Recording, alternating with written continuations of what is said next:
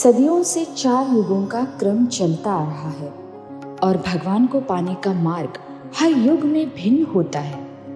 कलयुग में श्रवण भक्ति का बड़ा ही महत्व है। श्रवण भक्ति ही भक्ति का पहला पड़ाव है। कलयुग में ईश्वर को पाने का सबसे सरल उपाय है कि परमात्मा का संकीर्तन करना, उनके नाम का जाप करना, भगवान की कथा, स्तुति एवं लीलाएं सुनना। सत्संग के माध्यम से मनुष्य ईश्वर का सानिध्य सुलभता से पाता है। हर एक श्रद्धालु के मन में ईश्वर के प्रति श्रद्धा भाव, आस्था, भक्ति बढ़ाने हेतु और मनुष्य इस भवसागर से पार हो सके, इस उदात्त हेतु से प्रेरित भगवान अनंत श्री विभूषित जगत गुरु रामानंदाचार्य श्री स्वामी नरेंद्राचार्य जी महाराज जी के दिव्य प्रेरणा और आशीर्वाद से श्री कथा ज्ञान यज्ञ का आयोजन किया गया था मध्य प्रदेश के बालाघाट जिले में 12, 13, 14 नवंबर 2024 ये तीनों दिन के लिए। भगवान नरेंद्राचार्य जी के स्वरचित पावन श्री लीलामृत ग्रंथ के अध्यायों पर आधारित श्री कथा यज्ञ का समारोह हर्ष उल्लास के साथ तथा भक्तिभाव के माहौल में संपन्न हुआ। आदरणीय दीदीमा स्वरूप श्रुति जी की उपस्थिति में आदरणीय कृष्णदास महाराज जी की मधुर वाणी से श्री कथा का तीनों दिन आयोजन स्थल में हजारों की संख्या में श्रद्धालुओं ने आनंद सहित पुण्य भी अर्जित कर लिया। समारोह के एक दिन पहले ही सौभाग्यशाली यजमान श्री देवेंद्र तुरकर इन भाग्यशाली दाम्पत्य के वास्तु में भगवान श्री नरेंद्राचार्य जी महाराज जी की सिद्ध पादुकाओं का निवास था। समारोह के शुभ दिन शोभा यात्रा का आरंभ हुआ। ढोल नगारों के बीच गुरुनाम के जयकारों से आसमान गुंजायमान हो गया था।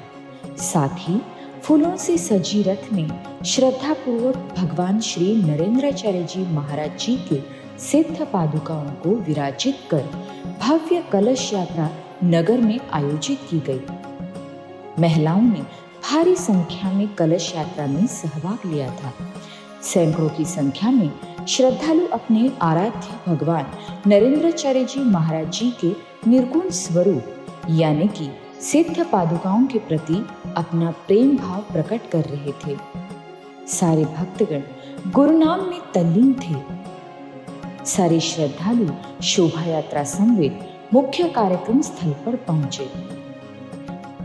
परम पूज्य स्वामी जी की सिद्ध पादुकाओं का कार्यक्रम स्थल पर स्वागत करने में भारी संख्या में श्रद्धालु पंडाल में उपस्थित थे। भगवान श्री नरेंद्राचार्य जी महाराज जी की प्रतिमा और सिद्ध पादुकाओं की सुहागन बहनों ने स्वागतारती की। वेद संपन्न आचार्य जी द्वारा पूजन किया गया।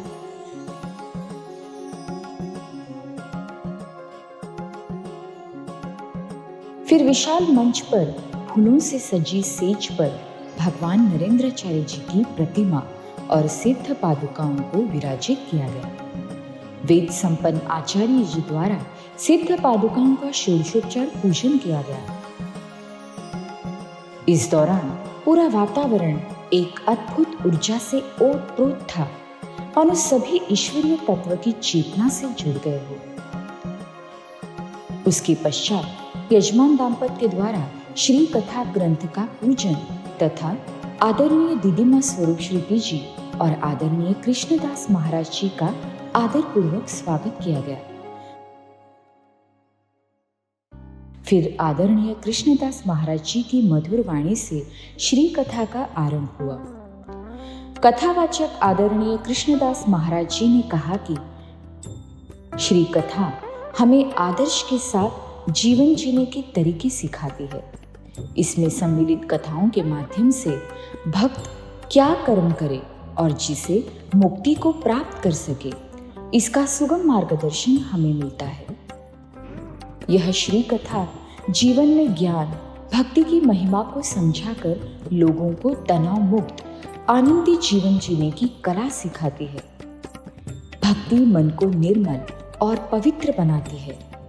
यदि भक्त को उचित सलाह और मार्गदर्शन मिले तो उसके सारे विकारों का नाश होता है और उसकी अधिक आध्यात्मिक उन्नति होती है। यह सारगर्भित कथा मानव को ऊंचे मानवीय मूल्य और नैतिकता के साथ जीने की प्रेरणा देती है।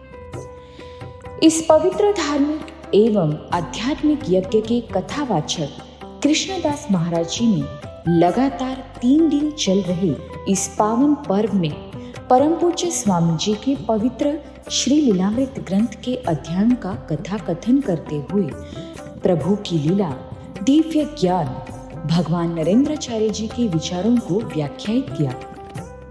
श्री कथा को सुनने के लिए और दिव्य ज्ञान प्राप्त करने के लिए भारी संख्या में श्रद्धालु मौजूद थे। कृष्णदास महाराज जी ने श्री कथा का कथन करते हुए कहा कि हमारा मन सदा अध्यात्मवादी होना चाहिए। जब तक मनुष्य अपने अंदर के विकारों को त्याग करता नहीं, तब तक परमात्मा भी हमें पूर्णत्व नहीं प्रदान कर सकते। इसीलिए परम पूज्य स्वामी जी कहते हैं कि अपने अंदर के षड विकारों का, काम, क्रोध, लोभ, मद, मोह, मत्सर, इनका त्याग करो। तुम्हारे भीतर देवत्व स्वयं जागृत हो जाएगा। अगले दिन के पावन श्री कथासार में बताया कि महान शिवभक्त राजा बाणासुर जो अहंकार के कारण उन्मत्त हो गया, भगवान शिव जी ने अपने भक्त का अहंकार, अभिमान चूर किया और राजा ने पुनः उचित मार्ग अपनाया। राजा हरिश्चंद्र की कर्तव्य निष्ठता और विषम परिस्थितियों में धर्म का पालन करना हमें यह सीख देती है कि जीत हमेशा सत्य की होती है। इसलिए हमें सदा धर्म और सत्य के मार्ग पर ही चलना चाहिए। सत्य की राह पर चलना भी एक तप के समान है। महाजटिल समस्याओं के बाद भी राजा हरिश्चंद्र ने अपना मार्ग नहीं बदला, सत्य की राह पर जमकर खड़ा रहा, जिससे उनकी पराकाष्ठा प्रतीत होती है।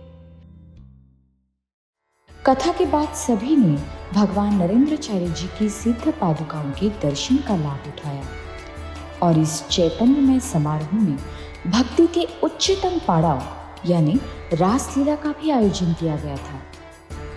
रासलीला यानी मन में भगवान के प्रति परमोच्च भाव उत्पन्न होना, समस्त संसार के मोह माया से विरक्त होकर भगवान के नाम से एकाग्र होना।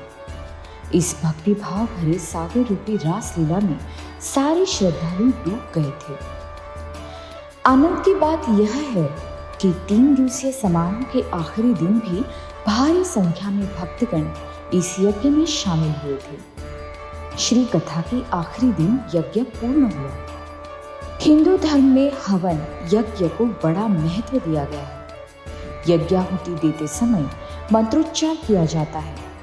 मंत्रोच्चार के ध्वनि से वातावरण पावन हो जाता है। श्री कथा आयोजन स्थल पर वेद संपन्न पुरोहितों द्वारा मंत्रों उच्चार के दिव्य ध्वनि से यज्ञाहुति दी गई, जिससे सारा वातावरण दिव्य शक्ति से भर गया था।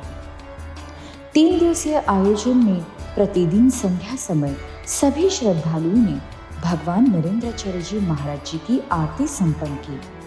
आयोजन स्थल पर सभी श्रद्धालुओं के लिए महाप्रसाद का आयोजन किया गया था। सभी ने प्रसन्नतापूर्वक महाप्रसाद ग्रहण किया। कार्यक्रम स्थल पर 286 श्रद्धालुओं ने अग्नि नारायण के साक्षी में उपासना दीक्षा को ग्रहण कर आध्यात्मिक उन्नति का मार्ग अपनाया।